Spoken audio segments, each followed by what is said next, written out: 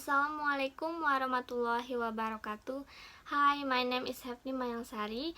In professional reading subject by Mr. Arbain today, I would like to make a presentation video about spoof text. Okay, firstly we have to know what is spoof text. Spoof text is a text which tells the events of the past with an unexpected ending and funny.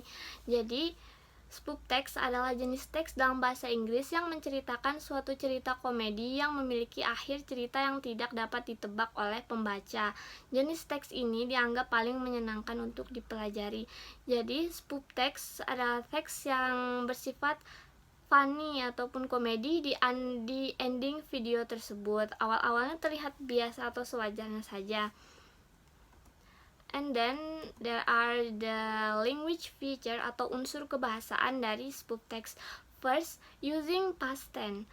Kenapa menggunakan past tense? Karena teks ini adalah cerita teks atau narasi yang telah dilakukan atau telah berlangsung di masa lalu, sehingga jika kita ingin menceritakan kembali cerita tersebut haruslah menggunakan past tense, yaitu tenses yang berkaitan dengan masa lampau. Adapun formulanya yaitu subject plus verb to and object.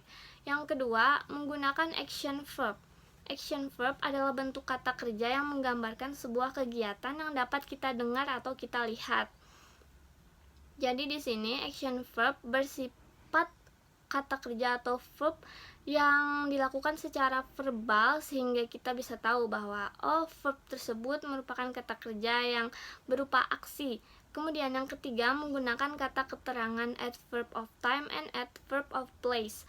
Teks ini memiliki keterangan waktu dan tempat untuk mendukung cerita yang disampaikan agar cerita terlihat lebih jelas dan mudah dipahami. Yang keempat, diceritakan secara kronologis.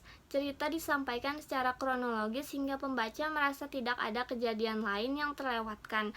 Hal ini dimanfaatkan oleh penulis agar twist semakin tidak bisa ditebak.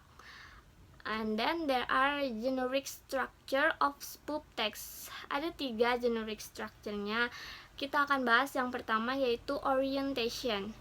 Merupakan bagian di mana penulis memperkenalkan cerita kepada pembaca melalui pengenalan tokoh, tempat, waktu, dan sebagainya. Orientation biasanya terletak di awal paragraf dari sebuah spoof text. Orientation haruslah diceritakan di bagian awal agar para pembaca ataupun pendengar bisa mengetahui siapa yang bermain dalam teks tersebut, kemudian apa, kapan, di mana kejadian tersebut terjadi. Dan yang kedua adalah events, merupakan bagian yang menceritakan kejadian-kejadian yang masih wajar. Events biasanya terletak pada paragraf kedua sebuah spoof text dan merupakan kejadian yang harus diceritakan setelah adanya orientation atau pengenalan tokoh.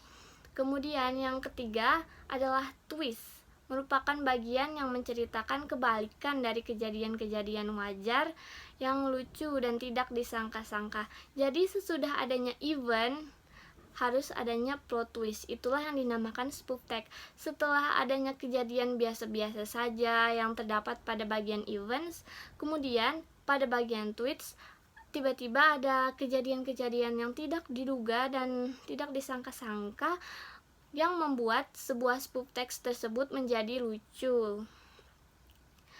Okay, I think that's all from me. I would like to say thank you very much for your kind attention. Wassalamualaikum warahmatullahi wabarakatuh.